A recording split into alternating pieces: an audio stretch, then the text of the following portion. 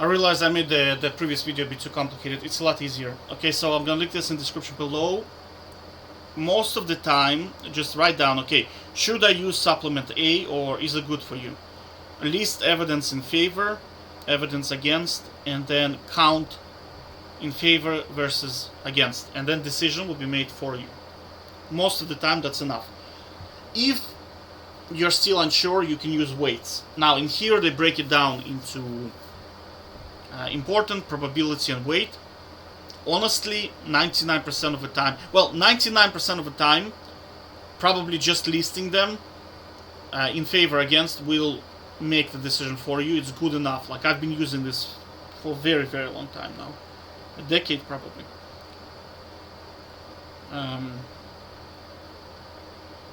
And then, if not, you can just use the weight. I'll show you how to use the weight. Okay, so let's say write down, should I use herb A?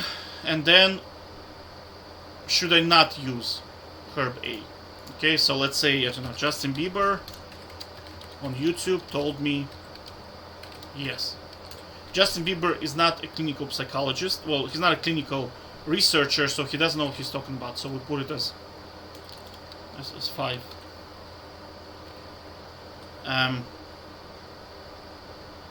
Many YouTubers say it's cool. Alright, then. I read article on Star Magazine. Now, Star Magazine is a tabloid, so they write just junk content, just whatever it is. You know, like one of those magazines where it's like, oh my god, this lady like dating that guy and he's cheating on her, and like Love Island stuff, basically, right? So, again, this is not research. Like what they say is really irrelevant, honestly. I read a blog of a dude who claims to be a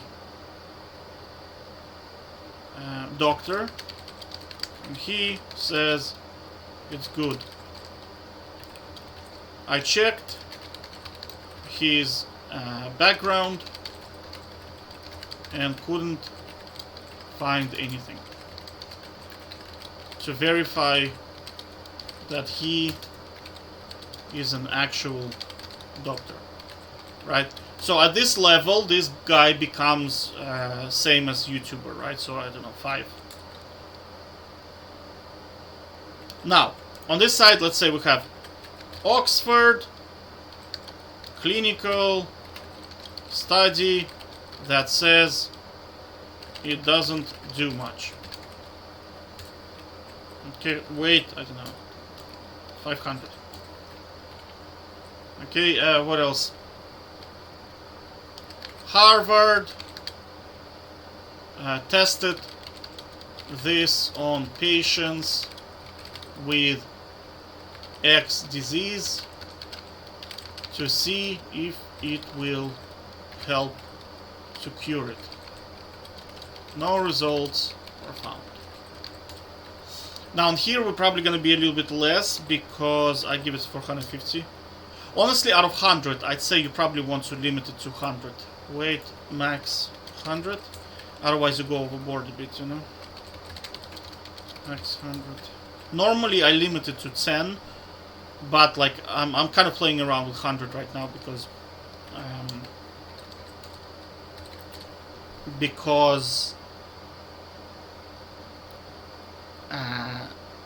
it's a better measurement, you know. Because when you do 10, sometimes it's like 6 and 6.5, but in 100 you can do 65, which is better.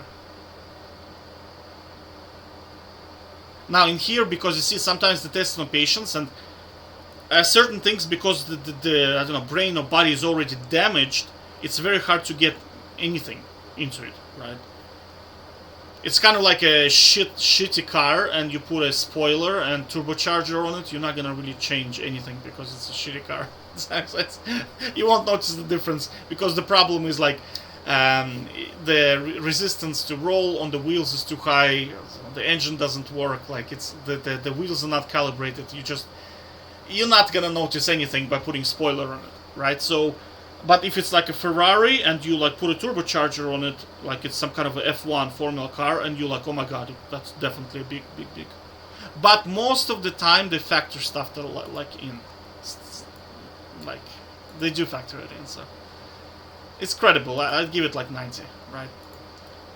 Okay, I like the logo of the packaging. Emotional decisions.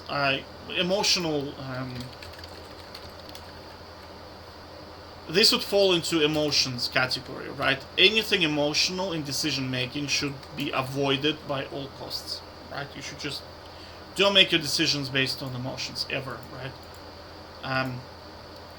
I like Justin Bieber, and I want to be like him, so I take supplements like him. Again, this is emotional decision, right? So again, we're gonna put 1 in here. So we've done a bit of research. WebMD online says some benefits were found, but nothing concrete. So this would go probably.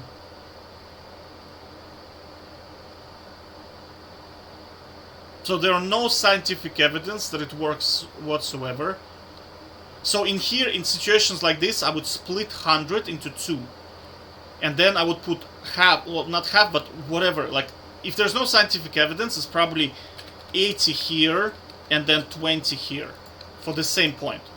Because you see, WebMD says, okay, yeah, there is something found in like few patients, right? But nothing concrete.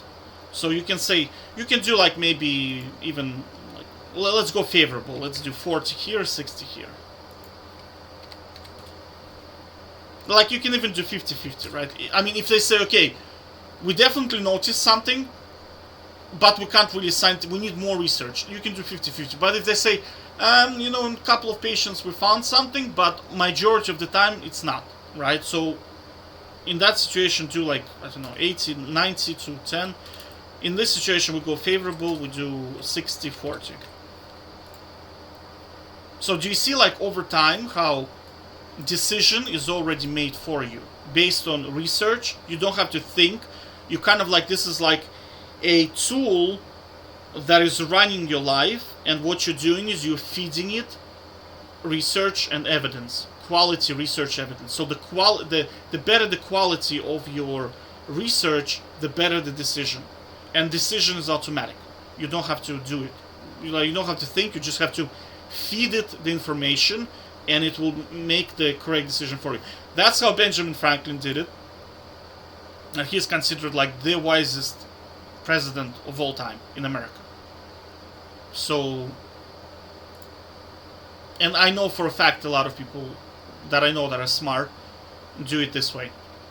So I would advise to kind of not live your life based on what YouTuber says, and live your life based on what clinical research and actual scientific evidence say. Because when a YouTuber tells you, buy my drink, it has electrolytes and it will give you superpowers, and it costs an arm and a leg, he's probably selling you, right? I would put that into category of being a scam. So that's why you need to do research and say, okay, does the drink or whatever, the supplement, actually do what it says on the tin? And a lot of the times you find it doesn't. It's just that they're trying to market it so they can charge shitloads of money for it. Because, like, you have to remember that a lot of stuff that has, like, well, let's go with the drink, right? There are already drinks that are designed and used by top athletes, and if there were any type of improvements, those companies most likely are either working on it or have figured out that it doesn't work. because you have to remember, like, we've been doing science and research for multiple centuries now, right? So our knowledge of chemistry and science is quite high. So if somebody comes up and says, "Oh, 2 spoons of caffeine with 1 spoon of tea is better," I'm almost certain somebody already tried it by now, right? Now, I'm not saying that innovation is kind of useless, but I'm just saying that a guy on YouTube claiming that he found the secret would get 1 on weight, 1 to 5 on weight, right? As opposed to proper research. All right. I hope you understand. Take care. Bye bye.